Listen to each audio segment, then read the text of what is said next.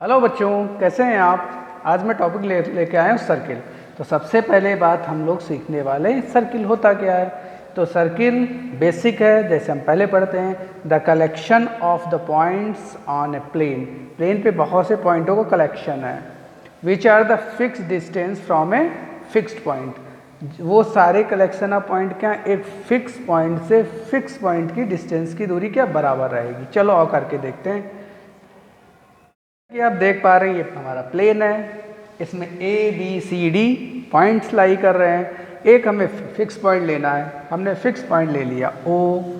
तो हमारी डिफिनीशन क्या कहती है, the collection of all point in a plane is equal distance from a fixed point. Fix point से इक्वल डिस्टेंस होनी चाहिए।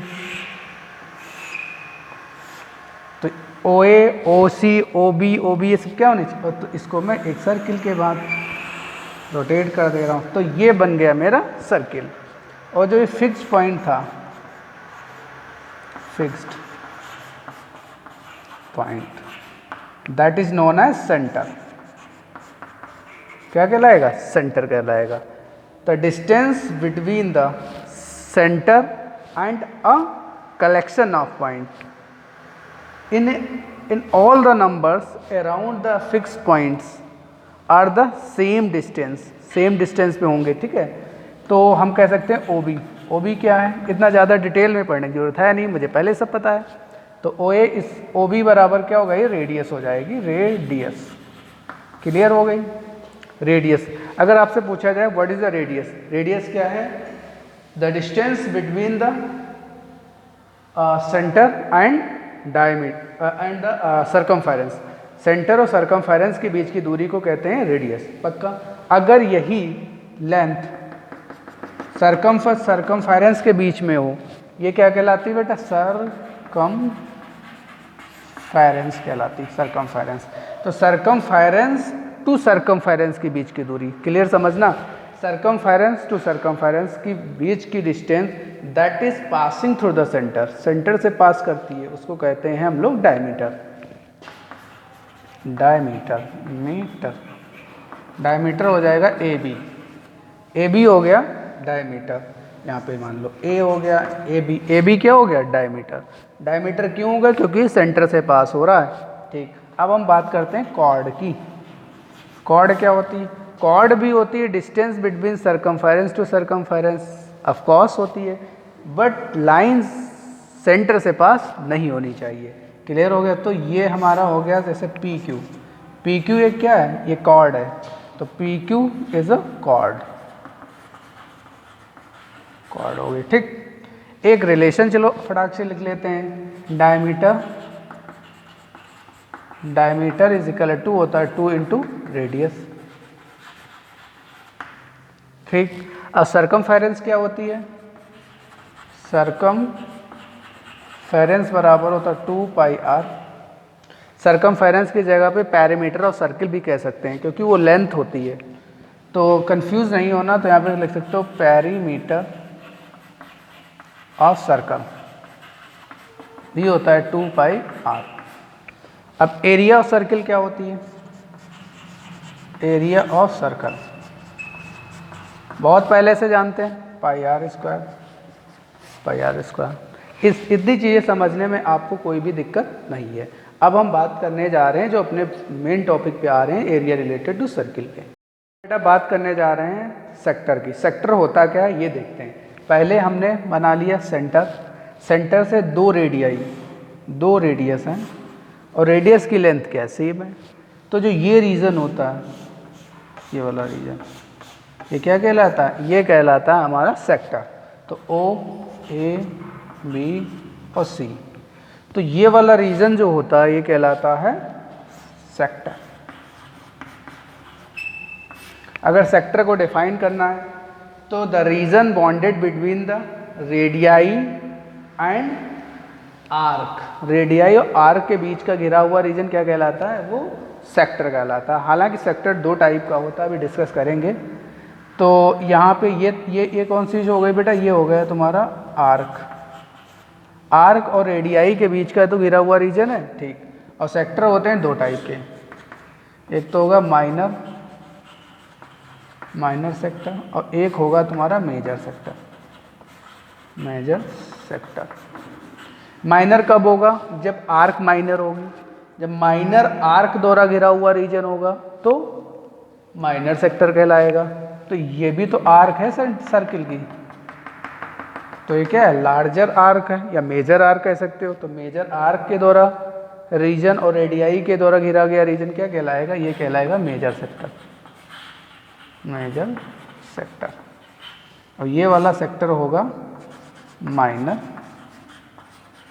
सेक्टर। ठीक, बहुत बढ़िया। और ये कहलाएगी लेंथ ऑफ आर्क। तो ए सी बी क्या कहलाएगी? लेंथ ऑफ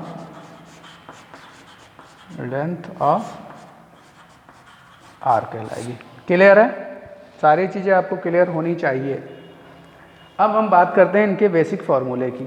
ठीक है, तो इतना हम रीजन निकालते हैं। तो देखो यहाँ से कोई ऑब्जेक्ट चलना स्टार्ट किया, बी से चलना स्टार्ट किया, ए पे रुक गया। तो इसके द्वारा यहाँ से यहाँ तक चलने में कितना एरिया शिफ्ट किया और कितनी ये लेंथ ट्रेवल किया, मैं ये बात करने जा रहा हूँ। तो जितना भी एरिया शिफ्ट करेगा उसको कहलाएंगे सेक्टर, और जितनी लेंथ ट्रेवल करेगी उसको कहलाएंगे लेंथ ऑफ आर्क। तो इसको निकालने की कोशिश करते हैं। ठीक है, हमने कुछ लिखा है, एरिया कवर्ड इन 360 डिग्री, या कह सकते हो area covered in complete 1 revolution. एक बार घूमने में कितना एरिया शिफ्ट करता है? एरिया ऑफ सर्किल के अकॉर्डिंग। तो ये तो हो गया पाई आर स्क्वायर हो गया, जैसे वहाँ पे लिखा है। अब मुझे 360 डिग्री कितना थीटा उसने रोटेट किया? 360, क्योंकि कंप्लीट एंगल 360 का होता है। तो फिर एक 360 रोटेशन में ये एरिया शिफ्ट करता है पाई आर स्क्वायर। तो 1 डिग्री में कितना होगा? पाई आर स्क्वायर अपॉन 360। अब मुझे ये रिक्वायर्ड थीटा डिग्री पे ये कितना एरिया कवर करेगा? तो दोनों तरफ मल्टीप्लाई कर देंगे। Theta degree equal to pi are square theta upon 360। ये area shift by theta degree. अगर कोई भी व्यक्ति सर्किल पे ट्रेवल करेगा तो उसको how much area area it occupy? Pi are square theta upon 360 degree. और यही होता है एरिया ऑफ, यहाँ पे लिखे दे रहे हैं हम लोग, तो एरिया ऑफ माइनर सेक्टर, क्योंकि एरिया क्या है? माइनर सेक्टर का। एरिया ऑफ माइनर सेक्टर हो जाएगा pi are square theta upon 360। ये एक फॉर्मूला हो गया। ठीक, अगर आपको मेजर सेक्टर का एरिया निकालना है, इसका मेजर सेक्टर का तो निकालना है एरिया ऑफ मेजर सेक्टर का, मतलब आपको इसका एरिया नहीं चाहिए, ऊपर वाले का एरिया चाहिए। तो ये वाला जो एरिया निकला हुआ है ये टोटल सर्किल के एरिया से सब्ट्रैक्ट कर दो, तो एरिया आ जाएगा बराबर होगा area of circle minus area of minor sector. तो यहाँ पे आ जाएगा pi are square minus pi are square theta upon 360। तो ये आ जाएगा 1 minus theta upon 360 pi are square. ये हो गया एरिया ऑफ मेजर सेक्टर का। ये बात क्लियर है। तो अगर माइनर सा सेक्टर का एरिया है तो सीधे होगा पाई आर स्क्वायर थीटा अपॉन 360। अगर मेजर का निकालना है तो पाई आर स्क्वायर से सब्ट्रैक्ट कर दो। क्लियर है? लेंथ ऑफ आर की, तो लेंथ ऑफ आर क्या होती है कि ये जो सरकमफेरेंस पे ट्रेवल की गई दूरी का एक स्मॉल पोर्शन। तो मैं पहले पूरी डिस्टेंस ही ना निकाल लूँ सरकमफेरेंस, तो लिखो लेंथ कवर्ड इन 1 रेवोल्यूशन। एक रेवोल्यूशन में कितना होता है? 2 पाई आर सरकमफेरेंस के बराबर होता है। और एक रेवोल्यूशन में कितने डिग्री का एंगल घूमता है? तो 360 डिग्री एंगल जब रोटेट करेगा 2 पाई आर ट्रेवल करेगा, तो 1 डिग्री थीटा में 2 पाई आर अपॉन 360 होगा। ठीक, तो यहाँ पे थीटा डिग्री पे, तो थीटा डिग्री पे आएगा 2 पाई आर 360 2 पाई आर। तो ये हमारा आ गया लेंथ ऑफ आर्क। तो यहाँ पे लिख देते हैं लेंथ ऑफ माइनर आर्क बराबर हो जाएगा 2 पाई आर थीटा अपॉन 360। ये माइनर का arc, length of arc of minor circle का आ चुका। अब माइनर का आ चुका, अब मेजर आर्क निकालना है, लेंथ ऑफ मेजर आर्क की। तो फिर टोटल सरकमफेरेंस से माइनर सर्कल की लेंथ को सब्ट्रैक्ट कर देंगे। क्लियर है? आगे चलते हैं हम लोग। तो यहाँ पे कर देते हैं हम लोग, फिगर थोड़ा सा गलत बन गया तो स्पेस कम कवर करता है यहाँ पे। तो लेंथ